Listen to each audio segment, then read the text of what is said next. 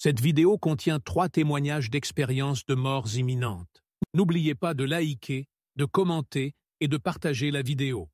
Mary Jo, vous dites que vous avez vécu une expérience de mort imminente il y a 10 ans. Que s'est-il passé?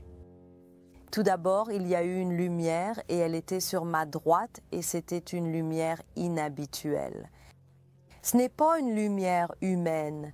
Elle était assez petite, puis elle est devenue de plus en plus grande et avant que je comprenne vraiment ce qui se passait, j'étais dedans. Et c'est une zone limitée que beaucoup appellent un tunnel. Et je pense que la raison est que vous êtes conscient que c'est limité. C'était très chaleureux, très aimant et alors que je me dirigeais vers le tunnel, je me souviens avoir regardé en arrière par-dessus mon épaule. Vous savez, vos yeux fonctionnent différemment et j'ai vu mon corps. Je n'y étais tout simplement plus attachée et je n'avais aucun regret. J'étais aimée. J'étais en sécurité et puis je suis entrée dans cette autre pièce et c'était incroyable. J'étais en présence de ce que je crois être mon créateur. C'était une personne intelligente, omnipotente et elle me tenait. Elle m'a appelée par mon nom et elle a dit que je ne pouvais pas rester ici.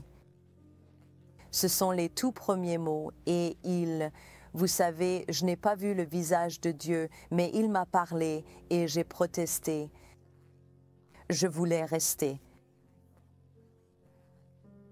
Je me sentais vraiment mal et j'ai demandé pourquoi pas. Et cet être omnipotent a dit, « Eh bien, laisse-moi te poser une question. As-tu déjà aimé quelqu'un comme tu es aimé ici? » Et l'amour là-bas n'est pas cet amour, ce n'est pas un amour humain. Et j'ai répondu non, c'est impossible. Je suis un humain et il m'a tenu très fort et il a dit, « Tu peux faire mieux. » Que dites-vous aux sceptiques? Parce que vous savez, les gens vont regarder ça et dire « mais c'est comme dans les films, c'est dans les livres. Les gens voient la lumière, le tunnel. Peut-être que c'était un rêve. Peut-être que vous avez rêvé de quelque chose que vous aviez entendu auparavant à plusieurs reprises. » Eh bien, ce que je dis aux sceptiques, c'est que je vous comprends. Je suis une sceptique. J'étais une sceptique. Je suis formée dans les sciences. Je suis infirmière. Je suis psychothérapeute. Je suis mariée à un médecin. Vous savez, j'ai risqué ma crédibilité en parlant de ce qui m'est arrivé. Ce n'était pas un rêve. Je fais partie de l'équipe qui recherche ces choses, qui essaye de les comprendre. Et je sais qu'ils veulent appeler ça un rêve. Je sais qu'ils veulent appeler ça hypoxie. Que peut-être vous n'avez tout simplement pas eu assez d'oxygène dans votre sang ou peut-être que cette partie du cerveau a été stimulée. Oui, peut-être, mais en même temps, quand vous parlez... Kate Valentine a eu un cancer de la thyroïde en 1981. Elle a vécu ce qu'elle croit être une expérience avec Dieu.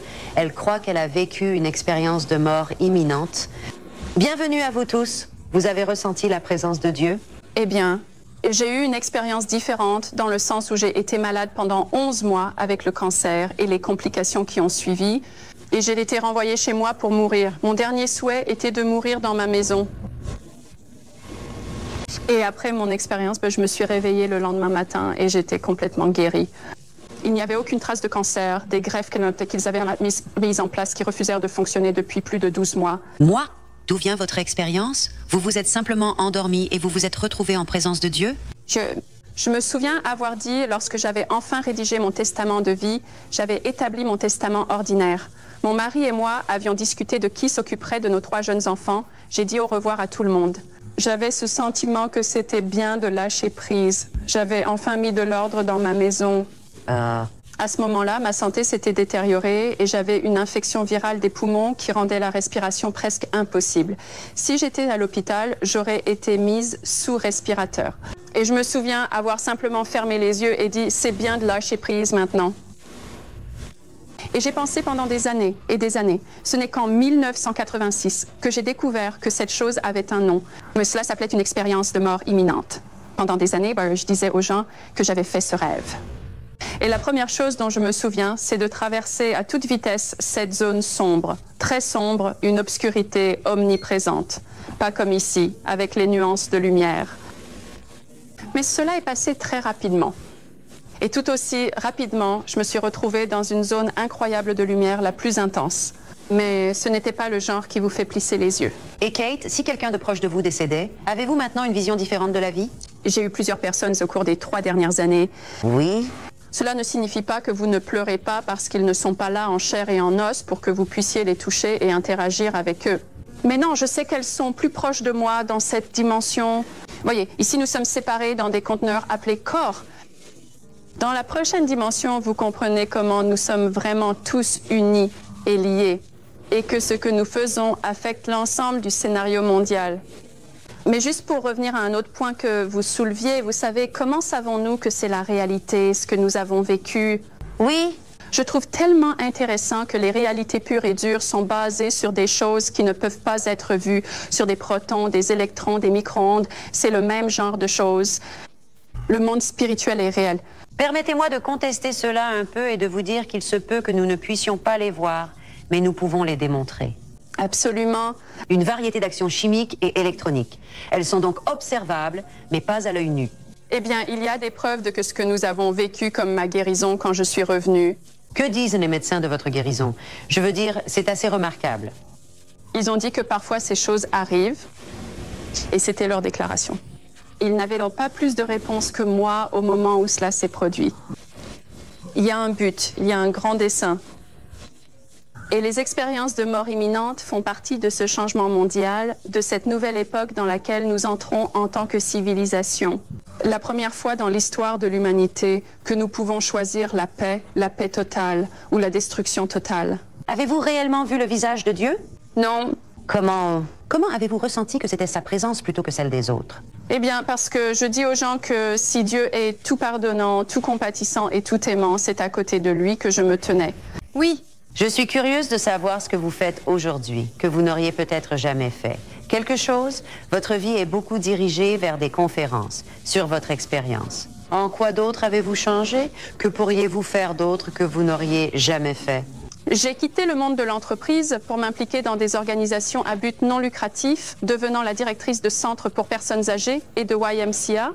Je suis très impliquée dans l'aide à la communauté de toutes les manières possibles, soit par des soupes populaires ou en aidant ceux qui sont moins fortunés. Et en donnant de l'espoir et des conseils.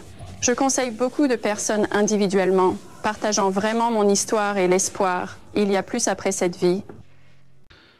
Je me présente, je m'appelle Bernard, je vais avoir 66 ans d'ici une semaine. Je suis d'origine française et j'ai également la nationalité suisse. Cette histoire se passe en l'an 2000. J'avais 49 ans à l'époque, j'étais marié, père de 2 enfants. Mon épouse suisse était tenancière d'un bar-restaurant. Et moi, je tenais une menuiserie avec un employé et un apprenti.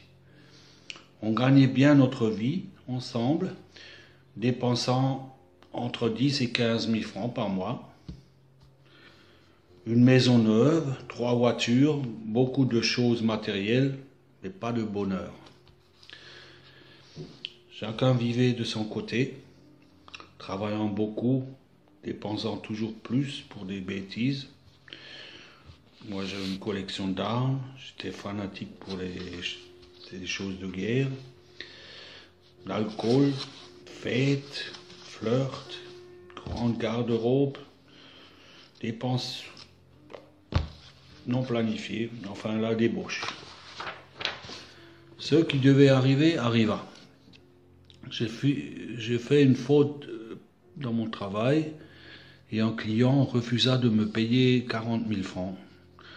La même semaine, j'ai eu des factures d'impôts, donc j'étais là avec une dette de 70 000 francs. Cela engloutit tous nos réserves et, au lieu de nous aider mutuellement à surpasser cette épreuve, c'était des reproches, des disputes quotidiennes, enfin l'enfer pendant 2-3 semaines. Et la femme se réfugiait de plus en plus dans l'alcool et elle finit par me tromper avec un autre homme. Et moi, honte d'avoir échoué, d'être un nul, je me lamentais, j'étais la proie des pensées démoniaques. J'entendais des voix qui me disaient « Ah, tue cette femme et son amant, puis suicide-toi. Tu ne mérites pas de vivre, tu es un raté, tu es un nul. » Et c'était des luttes journalières pendant 2-3 semaines.